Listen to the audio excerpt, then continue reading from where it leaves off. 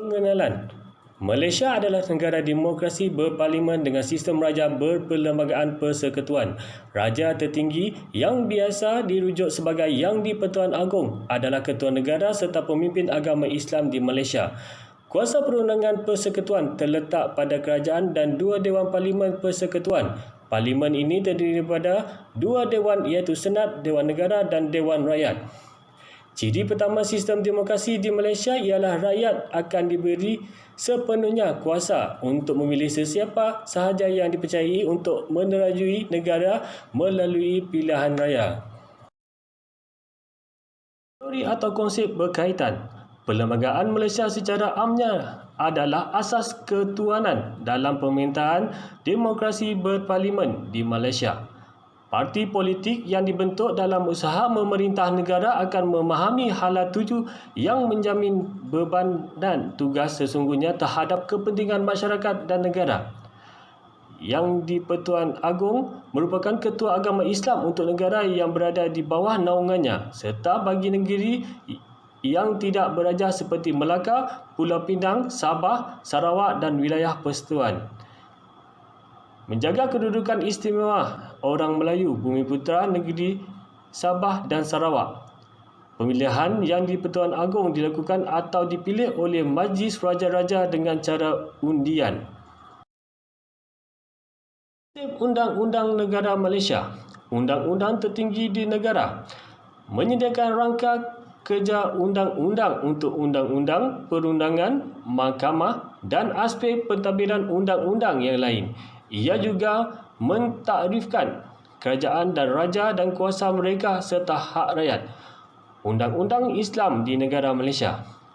Sistem duit undang-undang telah ditubuhkan dalam Perkara 121 dalam kurungan 1A Perlembagaan Negara Malaysia. Perkara 3 juga telah menyatakan di mana Undang-Undang Islam merupakan perkara perundangan atau juga undang-undang negeri dengan diberi kecuali bagi wilayah Persekutuan Malaysia. Pelaksanaan undang-undang di Malaysia atau perbandingan negara lain. Yang pertama, pelaksanaan undang-undang Islam di negara Malaysia. Undang-undang Islam bukanlah undang-undang tertinggi persekutuan kerana Perlembagaan Persekutuan dengan jelas menyatakan bahawa undang-undang tertinggi negara ialah perlembagaan itu sendiri. Pembahagian bidang kuasa untuk kedua-dua undang-undang sivil dan undang-undang Islam dianalisis berlatar belakangkan perlembagaan persekutuan dan perundangan lain yang berkaitan. Kesimpulannya, boleh dikatakan walaupun Islam diberi kedudukan istimewa di bawah Perkara 3 dalam kurungan 1 Perlembagaan Persekutuan, namun undang-undang Islam tidak dilaksanakan sepenuhnya di Malaysia. Kedua, pelaksanaan undang-undang Islam di negara lain iaitu Thailand. Undang-undang Islam di Patani ialah Naratiwat dan Satul BE 2489 dalam kurungan 1946 adalah akta pertama yang diisytiharkan oleh kerajaan Thailand sebagai undang-undang Islam yang terpakai kepada mahkamah di 4 wilayah selatan Thai. Akta ini menerangkan kaedah memutuskan kes keluarga Islam dan harta pusaka. Negara Thailand masih memberi ruang kepada undang-undang Islam untuk dijalankan di negara supaya diamankan mengikut adat sesebuah kawasan yang menganutnya walaupun tidak dilakukan secara besar-besaran. Isu-isu dalam politik Malaysia. Politik Islam. Satu isu utama dalam politik Malaysia ialah pertikaian mengenai peranan politik Islam. Ia telah menimbulkan dua bentuk statistik Islam yang masing-masing ditaja oleh Parti Melayu yang berkuasa, UMNO, dan Parti Islam Pembangkang PAS. UMNO. Pada kemuncak pertandingan ini, pemimpin UMNO yang memerintah telah mengisytiharkan Malaysia sebagai negara Islam. Ini bagaimanapun dipertandingkan oleh aktor politik sekular dan pakar perlembagaan. Cadangan penambahbaikan. Melakukan keadilan terhadap bidang yang kompleks ini, buku itu menyeru para ulama dan pengamal yang mempunyai kepakaran yang diperlukan dalam undang-undang Islam dan pelaksanaannya. Pengaturan timbal balik antara negeri-negeri tetapi dicadangkan bahawa perlu ada undang-undang persekutuan untuk mengadakan peruntukan bagi penyampaian dan penguatkuasaan saman, waran dan penghakiman mahkamah. Perlembagaan negeri perlu dipindah untuk memasukkan undang-undang Islam dalam definisi undang-undang dan untuk membuat peruntukan bagi mahkamah syariah, hakim mahkamah syariah dan mahkamah syariah.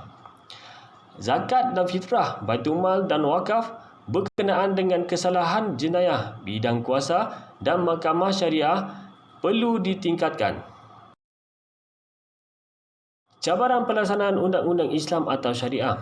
Yang pertama, mempunyai anggapan yang salah mengenai kedaulatan Islam di negara Malaysia. Yang kedua, kuasa sultan sebagai ketua agama diperkecilkan. Yang ketiga, persepsi negatif segelintir masyarakat mengenai fungsi dan peranan agensi yang terlibat dengan perundangan Islam di Malaysia. Yang keempat, penyelarasan dan keseragaman undang-undang Islam Malaysia. Yang kelima, keberkesanan undang-undang Islam di peringkat persekutuan.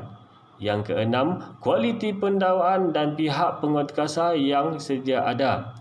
Yang ketujuh, peningkatan modal insan yang profesional dalam bidang perundangan dan pendidikan terkini.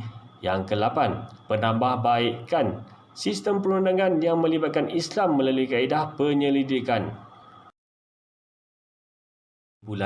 Masyarakat yang lebih mengambil tahu tentang demokrasi tidak akan meletakkan kuasa-kuasa untuk meluluskan penubuhan persatuan, mengadakan perhimpunan dan penerbitan kepada tangan sesiapa baik pemerintah sekalipun atau birokrasi kerana takut kuasa yang telah diberikan akan disalahgunakan.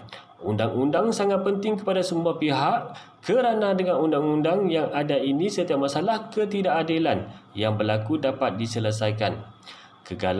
Kegagalan undang-undang akan menyebabkan sesebuah negara itu mendapat kesan yang negatif. Oleh itu, negara Malaysia perlu mencari inisiatif dan membuat transformasi dalam pelaksanaan undang-undang supaya bebas daripada sebarang isu.